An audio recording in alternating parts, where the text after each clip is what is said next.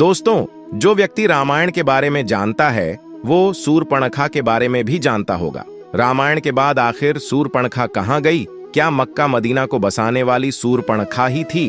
क्या शूर्पणखा ही सभी मुस्लिमों की वंशज है? रामायण तो आप सभी ने देखी ही होगी और सुनी भी होगी, लेकिन एक सवाल जो आप सबके जहन में उठता है कि रामायण में रावण के वध के बाद उसकी बहन शूर्पणखा आखिर कहाँ गई? इस खास रहस्य से पर्दा आज के इस वीडियो में हम उठाएंगे, तो इस वीडियो को आप अंत तक जरूर देखिएगा। दोस्तों, हम सभी जानते हैं कि रामायण में सभी राक्षस का वध हुआ था और विभीषण और उसके साथियों को लंका सौंप दी गई थी।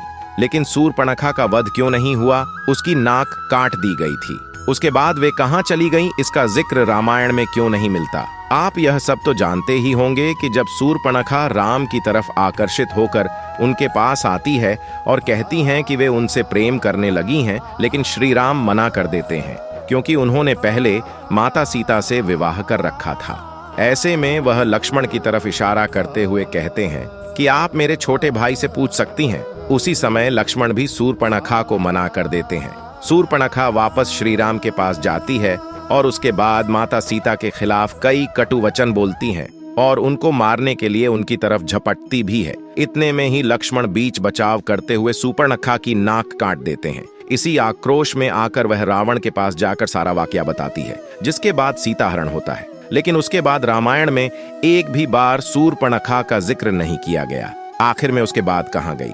फिलहाल एक एनिमेटेड मूवी या कहें सीरीज लेजेंड ऑफ हनुमान आपने डिज्नी हॉटस्टार पर देखी ही होगी। अगर नहीं देखी है तो जरूर जाकर देखें।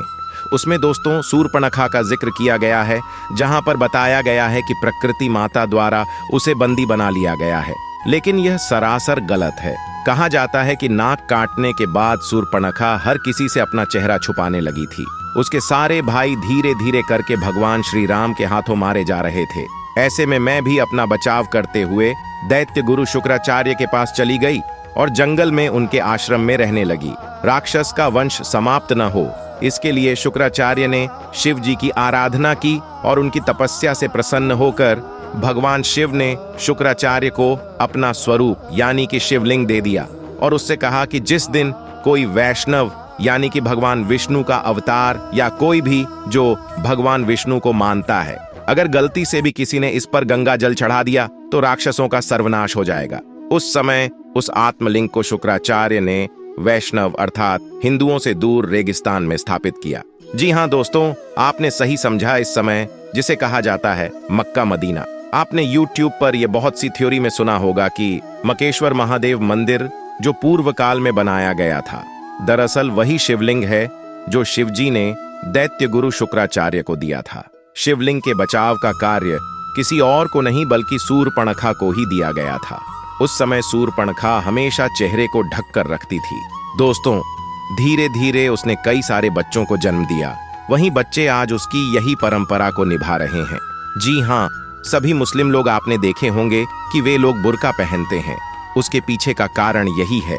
दोस्तों, मक्का मदीना में जो मकेश्वर महादेव का शिवलिंग रखा हुआ है, उसके बचाव के लिए शूर्पणखा नहीं वहीं पर रहना शुरू किया था। वह इस समय मक्का मदीना में है जहां पर हिंदुओं का जाना वर्जित है। साथ ही धीरे धीरे शूर्पणखा ने कई सारी परंपराओं का निर्माण किया, जिसमें से एक था बुर्का पहनना, क्योंकि यह पहले से ही शूर्पणखा की नृत्य थी, जहां शूर्पणखा की सिर्फ और सिर्फ आंखें ही दिखती थीं।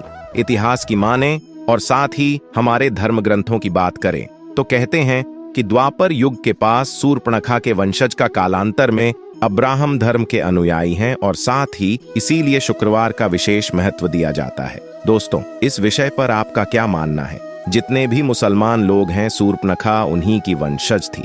अरब देश में मक्का मदीना क्या वाकई में शिवलिंग है जिसे मकेश्वर महादेव के नाम से जानते हैं, जहां पर किसी भी हिंदू धर्म के लोग या फिर कोई भी दुख प्रवेश नहीं कर सकता? इसके बारे में आपके क्या विचार हैं? हमें कमेंट बॉक्स में जरूर बताइएगा।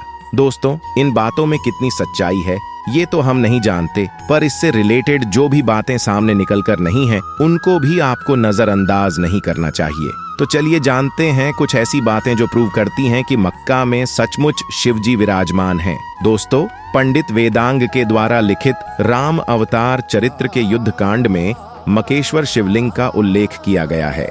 इससे भी यह स्पष्ट होता है कि मकेश्वर शिवलिंग स्पष्ट रूप से कहीं न कहीं अवश्य मौजूद है, लेकिन कहां इस विषय में कोई जिक्र नहीं है। इसमें वर्णित कथा के अनुसार लंका का राजा रावण, जो कि बहुत ही बधा शिव भक्त था, उसने अमर होने के लिए वरदान स्वरूप शिवजी से एक बड़ा सा शिवलिंग प्राप्त किया, जिसे लेकर वह लंका जा रहा था और शिवलिंग के काफी भारी था। इसीलिए रास्ते में उसने सोचा थोड़ा विश्राम कर लिया जाए और उसने शिवलिंग को जमीन पर रख दिया। तो विश्राम करने के बाद जब रावण ने शिवलिंग को उठाने की कोशिश की तो वह शिवलिंग को उठा नहीं पाया, जिसके कारण दैत्य और शूर्पणखा वहीं पर इसका पूजन करने लगे। कहा जाता है कि वह जगह मक्का ही थी जहां रावण ने शिवलिंग को रखा था। कहा यह भी तो जाता है कि जिस स्थान पर मक्का है वहां भगवान श्री कृष्ण ने काले वन नामक के मालिक राजा का विनाश किया था। इसी के साथ दोस्तों हम देखते हैं कि जहां जहां पर शिवलिंग स्थापित है वहां पर कोई न कोई जलाशय अवश्य मौजूद है और मक्का के पास एक पवित्र कुआं है। हज करने गए मुसलमान इस जल को गंगा जल की तरह अपने साथ लाते हैं, जिसे मुसलमान लोग जमजम के पानी के नाम से पुकारते हैं। मक्का में शिवलिंग है या नहीं, इस स्पष्ट रूप से यह साबित तो नहीं हो पाया है, परंतु इस्लाम के धार्मिक चिन्ह, परंपराएं, रीति रिवाज और व्यवहार यह अवश्य दिखाते हैं कि कहीं न कहीं मुसलमान वैदिक संस्कृति से जुड़े हुए हैं। दोस्तों में गैर मुस्लिमों का प्रवेश पूरी तरह से बंद है। यहीं से साबित होता है कि कोई न कोई डर मुसलमानों को जरूर है, क्योंकि पूरी दुनिया में ऐसा कोई धर्म स्थल नहीं है, चाहे वह चर्च हो या मंदिर हो, गुरुद्वारा हो, कहीं भी किसी के प्रवेश पर पाबंदी नहीं है। दोस्तों, क्या आपके दिमाग में कभी यह सवाल आया है कि मक्का के ऊपर वाले काले रंग के कपड़े को ही हमेशा क्यों रखा जाता है? चलिए इसके बारे में भी हम जानते हैं। यह काला रंग संपूर्ण राक्षस जाति का प्रतीक माना जाता है और साथ ही किसी भी हिंदू को यह पता न चल जाए कि इस्लाम के अनुयायी भी हमारी तरह शिव जी की पूजा करते हैं या उनमें आस्था रखते हैं।